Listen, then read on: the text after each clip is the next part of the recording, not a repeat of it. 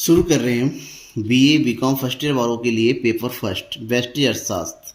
और आज की इस वीडियो में जो कि मेरे इस सीरीज़ का पहला वीडियो है, पेपर फर्स्ट का पहला वीडियो, जिसमें मैं आपको बताऊंगा अर्थशास्त्र की परिभाषाओं के बारे में, जिसमें अर्थशास्त्र के अर्थ को अलग अलग अर्थशास्त्रियों ने, अलग अलग विद्वानों ने किस प्रकार से अर्थशास्त्र के अर्थ को बताया है, इसकी परिभाषा दिया है, उसके बारे में जिक्र करेंगे।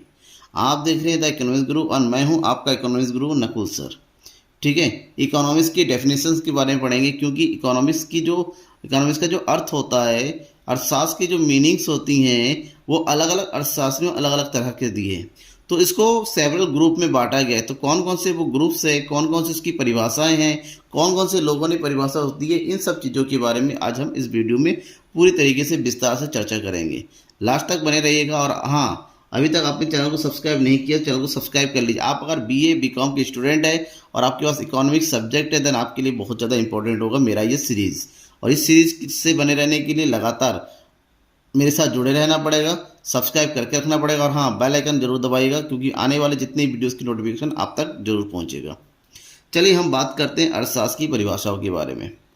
अर्थशास्त्र की परिभाषाओं को जो है अलग अलग अर्थशास्त्रियों ने, क्योंकि अर्थशास्त्र का जो अर्थ होता है वो बहुत ही बृहद है, बहुत ही बड़ा है, और इतना बड़ा है और इतना कॉम्प्लेक्स आ गया कि समय के अनुसार अर्थशास्त्र के अर्थ को परिभाषा लेके बहुत सारी जो है कॉन्ट्रैक्शन या फिर विवाद भी खड़े हुए हैं। तो इसी को आधार पर अर्थशास्त्र की परिभाषा को 5 ग्रुप में बांटा गया है, 5 वर्गों में बांटा गया। कौन कौन से? धन संबंधी परिभाषा, जब अर्थशास्त्र को केवल धन से संबंधित जोड़ के रखा जाता था। कल्याणवादी परिभाषा है, जब अर्थशास्त्र को मानव कल्याण से संबंधित अर्थशास्त्र कहा जाता था। उसके बाद है दुर्लभता या सीमित साधन संबंधी परिभाषा, फिर है आवश्यकता विहीनता संबंधी परिभाषा, और लास्ट में आधुनिक या विकास केंद्रित परिभाषा, जो आज के समय में जो है प्रचलित है। आधुनिक विचारधारा की मॉडर्न डेफिनेशन कहा जाता है इसको। अब इन सारे ग्रुप को हम डिटेल से पढ़ेंगे, किस किस ने ये जो है कहा है, कौन कौन से लोग हैं, इससे परिभाषाओं की विशेषताएं क्या है, इनके बारे में पढ़ेंगे। सबसे पहले धन संबंधी परिभाषाओं की बात कर लेते हैं। धन संबंधी परिभाषा के अनुसार अर्थशास्त्र धन का विज्ञान, इसमें यह कहा गया है कि अर्थशास्त्र धन का विज्ञान है, अर्थात अर्थशास्त्र के अंतर्गत धन से संबंधित क्रियाओं का अध्ययन होता है।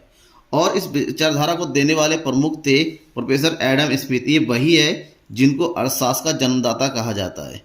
ठीक है ना, अर्थशास्त्र का जन्मदाता कहा जाता है। इन्होंने सबसे पहले अर्थशास्त्र के बारे में अपनी पुस्तक का नाम था राष्ट्रों के धन के स्वरूप और कारणों की खोज संबंधी, इसमें अर्थशास्त्र के बारे में व्याख्या किया था। और इनकी बातों को समर्थन देने वाले थे वॉकर, सीनियर, जे.एस. मिल आदि। इन लोगों ने कहा भैया तू चल, तेरे पीछे पीछे हम, तू जो कहता है वो सही है। अर्थशास्त्र के बारे में अर्थशास्त्र को धन से जोड़ के बोला गया कि अर्थशास्त्र धन का अध्ययन करता है और धन से जुड़ी हुई चीज़ों का अध्ययन करता है। अर्थशास्त्र में यह अध्ययन किया जाता है कि धन को किस प्रकार से अर्जित किया जाए, धन को किस तरह से विस्तार किया जाए। इन सभी बातों को एडम स्मिथ ने रखा, और वास्तव में वॉकर, सीनियर, जी.एस. मिल जैसे विद्वान इनकी बातों से सहमत थे, और इन सब चीज़ों को उन्होंने उल्लेख किया। 1776 में उनकी प्रमुख पुस्तक थी और बहुत ही ज़्यादा बेहतरीन प्रसिद्ध हुई, और उस पुस्तक का नाम था राष्ट्रों के धन के स्वरूप और कारणों की खोज, that means an inquiry to the nature and causes of the wealth of nations. और इसके बाद अर्थशास्त्र के क्षेत्र में क्रांति आ गई इनकी पुस्तक के बाद से। अर्थशास्त्र के बारे में अलग तरीके, पहले अर्थशास्त्र को सामाजिक अध्ययन के अंतर्गत पढ़ा जाता, फिर अर्थशास्त्र को एक अलग विषय के रूप में पढ़ा जाने लगा।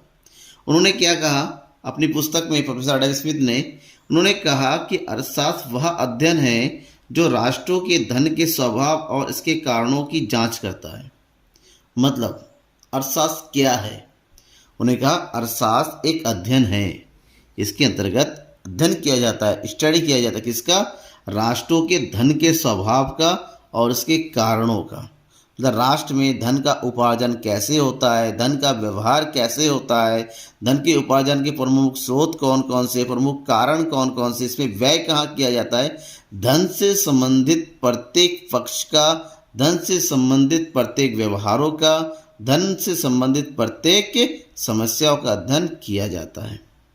इस प्रकार से उनकी परिभाषाओं की कुछ विशेषता है। और क्योंकि इनकी परिभाषा मुख्य रूप से धन के उपार्जन पर, धन के आय पर ही था, तो उनके मतलब आर्थिक क्रियाओं का उद्देश्य धनोपार्जन होता है उनके अनुसार। किनके अनुसार? प्रोफेसर एडम स्मिथ और उनके सहयोगी अनुसार उनका ये कहना है कि वास्तव में जो आर्थिक क्रियाएं होती हैं उनका एक ही उद्देश्य होता है, वो धनोपार्जन होता है, यानी कि धन का उपार्जन करना, धन अर्जित करना, इनकम करना, गेन करना। That means all economic activities that only and only single aim, that means संपत्ति व धन, अपना संपत्ति और धन को बढ़ाना होता है। ये अर्थशास्त्र के विषय में एडम स्मिथ का और उनके सहयोगियों का कहना है।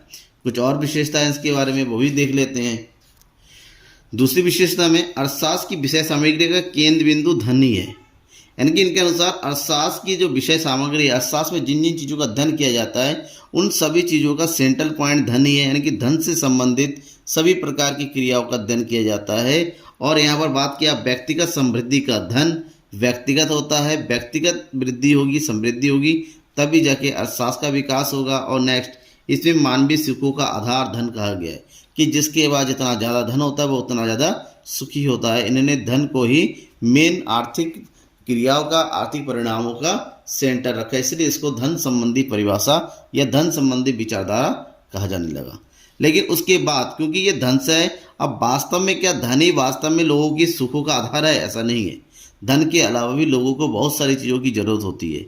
तो उसके बाद जो अर्थशास्त्री आए, जिनके एडम स्मिथ का शिष्य कहा जाता है, उनकी बाद की पीढ़ी, जिन्होंने एक परिभाषा दिया है कल्याण संबंधी परिभाषाएं।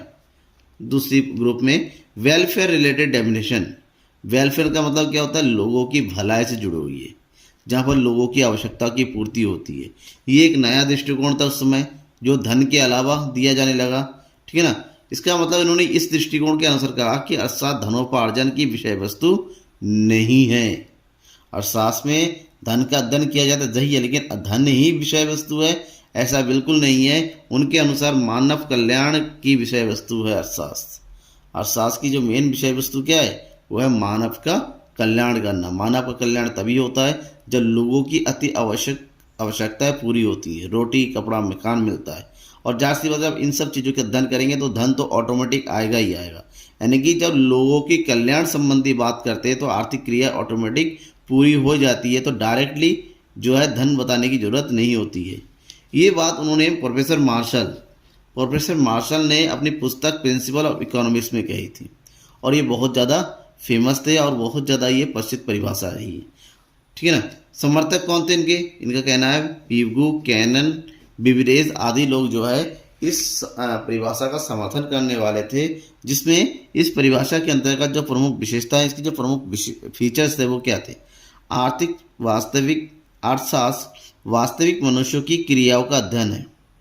अर्थशास्त्र के अंतर्गत मनुष्य की वास्तविक क्रियाओं का अध्ययन किया जाता है, वो आर्थिक हो चाहे अनार्थिक हो।